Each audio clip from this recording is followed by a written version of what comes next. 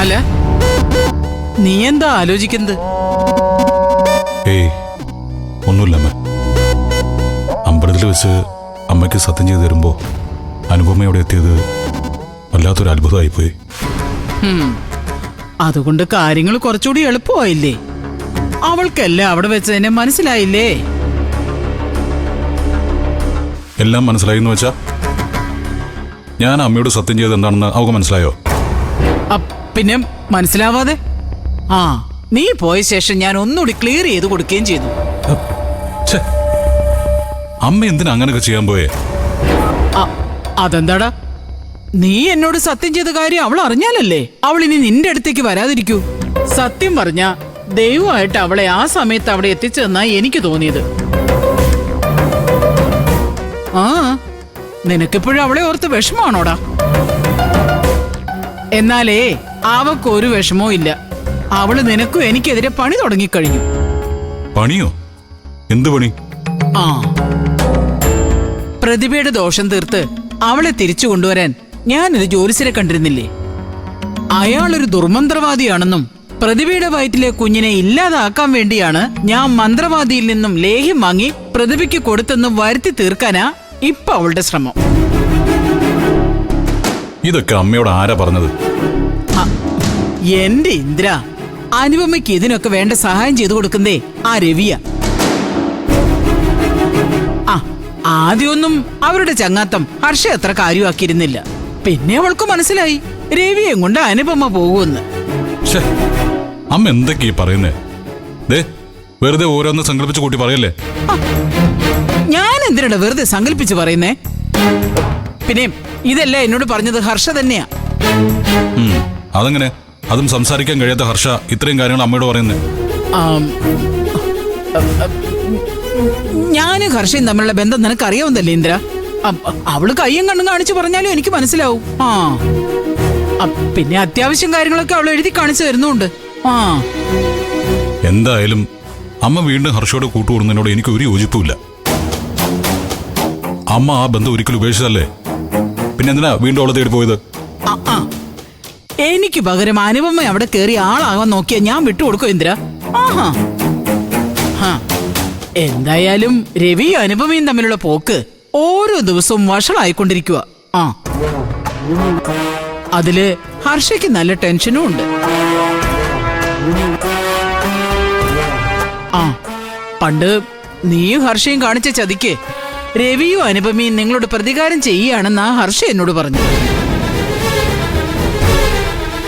അതൊക്കെ ശരിയാണ്, പക്ഷെ ഡീസലിന്റെ പൈസയിലും കിട്ടണ്ടേ? എന്തായാലും നിങ്ങൾ ഡേറ്റ് ഫിക്സ് ചെയ്തിട്ട് വിളിക്ക്. ചാർജ് നമുക്ക് പരമാവധി കുറക്കാം.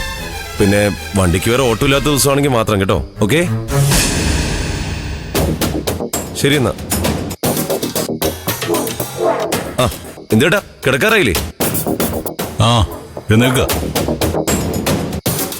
ശരി, ഗുഡ് നൈറ്റ്. Good night. എന്താ കിടക്കാൻ പോകുന്നില്ലേ? അമ്മ വയ്ക്കോ. ശരി.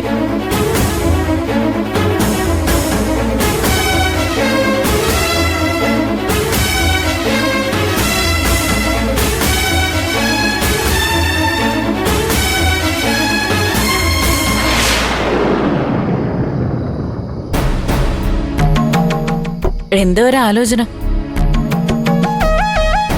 ആ കോള് വന്ന ശേഷമാണല്ലോ ശ്യാമേട്ടൻ പെട്ടെന്ന് സൈലന്റ് ആയി പോയത്. ഏത് കോള് വന്ന ശേഷം? ഞാനൊന്നും ശ്രദ്ധിക്കുന്നില്ല എന്നാണ് വിചാരം. ഫോണുമായിട്ട് പുറത്തേക്ക് ഇറങ്ങി പോകുന്നൊക്കെ ഞാൻ ശ്രദ്ധിച്ചു. അതാണോ? നല്ലൊരു ട്രിപ്പായിരിക്കും കരുതിയാ റേഞ്ച് കിട്ടാൻ പുറത്തേക്ക് ഇറങ്ങിയത്. നോക്കുമ്പോ ഒരു അപ്പാവ് ടീമാ. അതൊക്കെ എടുത്താ ഡീസലിന്റെ കാശുപോലും കിട്ടത്തില്ല.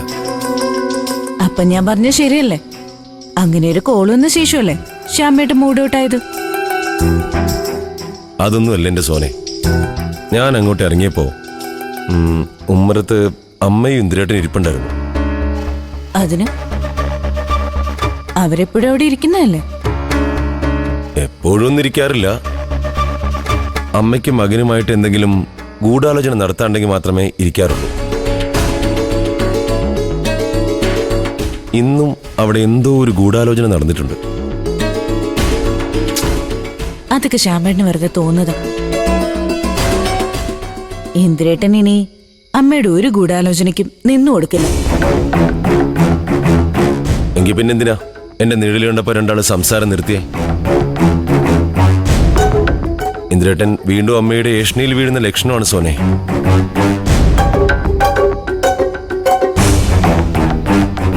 നമ്മളൊക്കെ ചെയ്യുന്നതേ ഒരു വലിയ തെറ്റാ.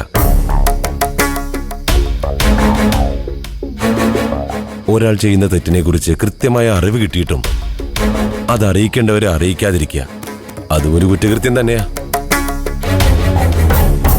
എന്റെ ശ്യാമേട്ടൻ നമ്മൾ എന്തിനാ ആവശ്യമില്ലാത്ത കാര്യത്തിൽ ഇടപെടുന്നേ? പ്രതിഭയ്ക്ക് അമ്മയിൽ നിന്നുണ്ടായ അനുഭവം അവൾ ഇതുവരെ സത്യേട്ടനോട് പോലും പറഞ്ഞിട്ടില്ല. അവൾക്കില്ലാത്ത ടെൻഷൻ എന്തിനാ നമുക്ക്? സത്യനോട് തൽക്കാലൊന്നും പറയണ്ടെന്ന് നീ തന്നെയല്ലേ സോനെ പറഞ്ഞത്?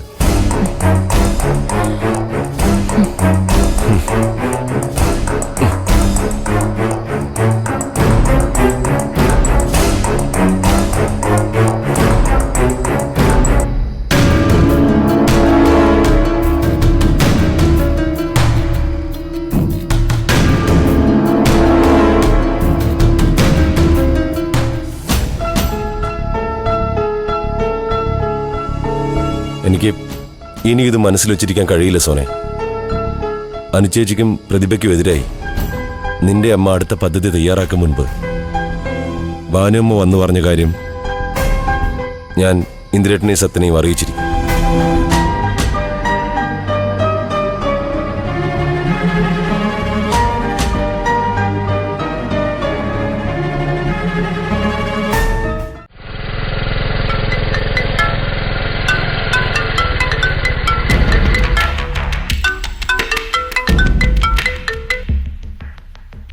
കണ്ണാ, ആ ലോഡ് എത്തിയോ?